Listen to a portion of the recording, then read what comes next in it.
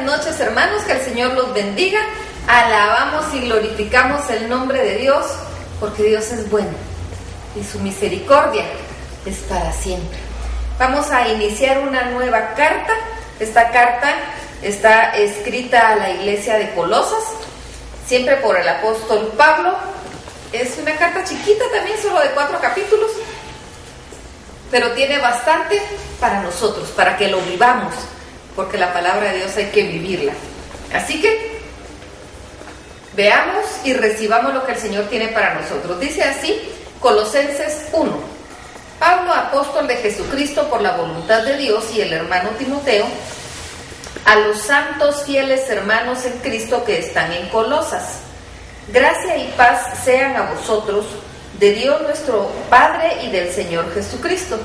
Siempre orando por vosotros, damos gracias a Dios, Padre de nuestro Señor Jesucristo, habiendo oído de vuestra fe en Cristo Jesús y del amor que tenéis a todos los santos, a causa de la esperanza que os está guardada en los cielos, de la cual ya habéis oído por la palabra verdadera del Evangelio, que ha llegado hasta vosotros, así como a todo el mundo, y lleva fruto y crece también en vosotros, desde el día que oísteis y conocisteis la gracia de Dios en verdad, como lo habéis aprendido de Epafras, nuestro consiervo amado, que es un fiel ministro de Cristo para vosotros, quien también nos ha declarado vuestro amor en el Espíritu, por lo cual también nosotros desde el día que lo oímos no cesamos de orar por vosotros y de pedir que seáis llenos del conocimiento de su voluntad en toda sabiduría e inteligencia espiritual, para que andéis como es digno del Señor, agradándole en todo, llevando fruto en toda buena obra y creciendo en el conocimiento de Dios, fortalecidos con todo poder conforme a la potencia de su gloria, para toda paciencia y longanimidad, con gozo, dando gracias al Padre que nos hizo aptos para participar de la herencia de los santos en luz, el cual nos ha librado de la potestad de las tinieblas y trasladado al reino de su amado Hijo, en quien tenemos redención por su sangre, el perdón de pecados. Él es la imagen del Dios invisible, el primogénito de toda creación, porque en Él fueron creadas todas las cosas, las que hay en los cielos y las que hay en la tierra, visibles e invisibles, sean tronos, sean dominios, sean principados, sean potestades. Todo fue creado por medio de Él y para Él. Y Él es antes de todas las cosas, y todas las cosas en Él subsisten. Y Él es la cabeza del cuerpo, que es la iglesia. Él es el principio, el primogénito de entre los muertos, para que en todo tenga preeminencia, por cuanto agradó al Padre que en Él habitase toda plenitud, y por medio de Él reconciliar consigo todas las cosas, así las que están en la tierra como las que están en los cielos, haciendo la paz mediante la sangre de su cruz. Y a vosotros también, que erais en otro tiempo extraños y enemigos en vuestra mente, haciendo malas obras, ahora os ha reconciliado en su cuerpo de carne por medio de la muerte, para presentaros santos y sin mancha e irreprensibles delante de Él, si en verdad permanecéis fundados y firmes en la fe, y sin moveros de la esperanza del Evangelio que habéis oído, el cual se predica en toda la creación que está debajo del cielo, del cual yo, Pablo, fui hecho ministro. Ahora me gozo en lo que padezco por vosotros, y cumplo en mi carne lo que falta de las aflicciones de Cristo por su cuerpo, que es la iglesia, de la cual fui hecho ministro según la administración de Dios que me fue dada para con vosotros, para que anuncie cumplidamente la palabra de Dios, el misterio que había estado oculto desde los siglos y edades, pero que ahora ha sido manifiesto a sus santos, a quienes Dios quiso dar a conocer las riquezas de la gloria de este misterio entre los gentiles, que es Cristo en vosotros, la esperanza de gloria, a quien anunciamos amonestando a todo hombre y enseñando a todo hombre en toda sabiduría, a fin de presentar perfecto en Cristo Jesús a todo hombre, por lo cual también trabajo luchando según la potencia de Él, la cual actúa poderosamente en mí. Primero vemos aquí, pues, vemos cómo Pablo está escribiendo a las diferentes ciudades en las que hay iglesias nacientes. Hay iglesias que están floreciendo, iglesias de gentiles que habían reconocido y entendido que Jesucristo era el Mesías que había sido prometido en las profecías de los judíos. Y ellos lo habían recibido y lo habían aceptado para sí, y estaban pues tratando de vivir conforme era necesario vivir para ser cristianos. Era bastante lo que tenían que dejar en su vida pagana. Sin embargo, como no es solo, sino que es a través de Dios, pues entonces ellos podían.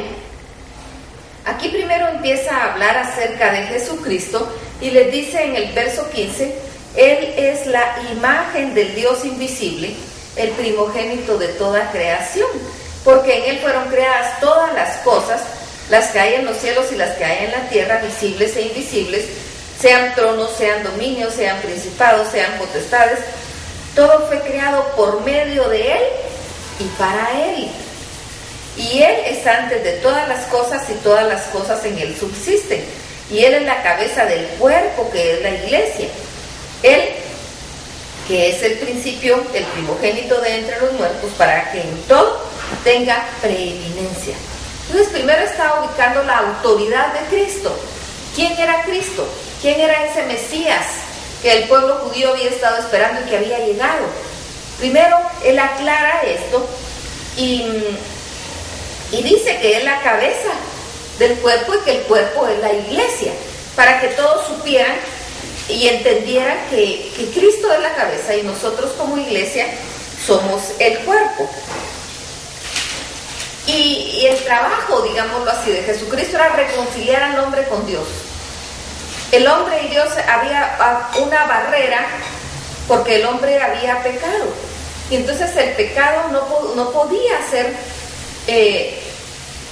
había roto esa relación entre el hombre y Dios. Había creado como un abismo. Y el hombre es incapaz de acercarse por sí mismo a Dios. Y entonces viene Dios y manda a Jesucristo para que Él atraiga, para que Él, a través de su sangre, de su muerte, de pagar con su vida nuestros pecados, nosotros fuésemos aceptos en su presencia. Nosotros fuésemos presentados ante Dios como limpios y puros, sin mancha. Dice en el verso 21: y a vosotros también, que erais en otro tiempo extraños y enemigos en vuestra mente, haciendo malas obras, ahora os ha reconciliado.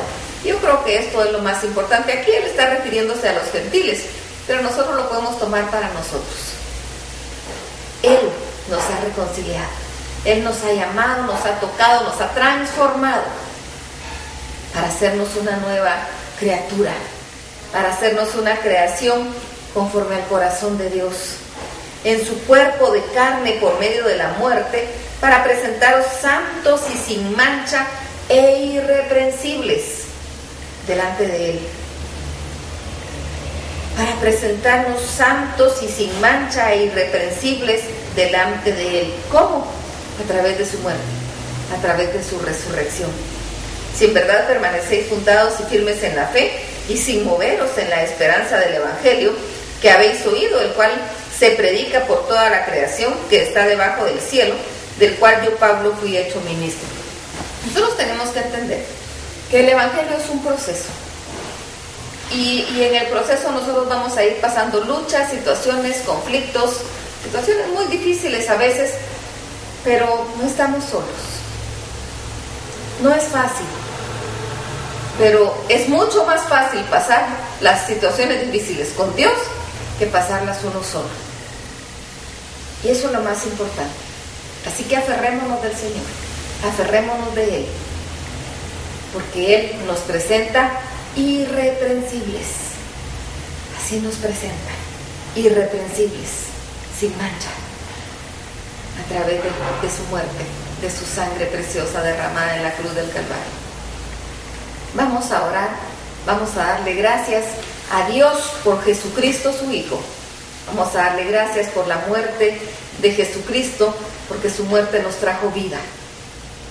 Vamos a darle gracias por nuestra vida, porque Él nos alcanzó, nos lavó, nos limpió y nos presenta limpios, irreprensibles ante el Padre.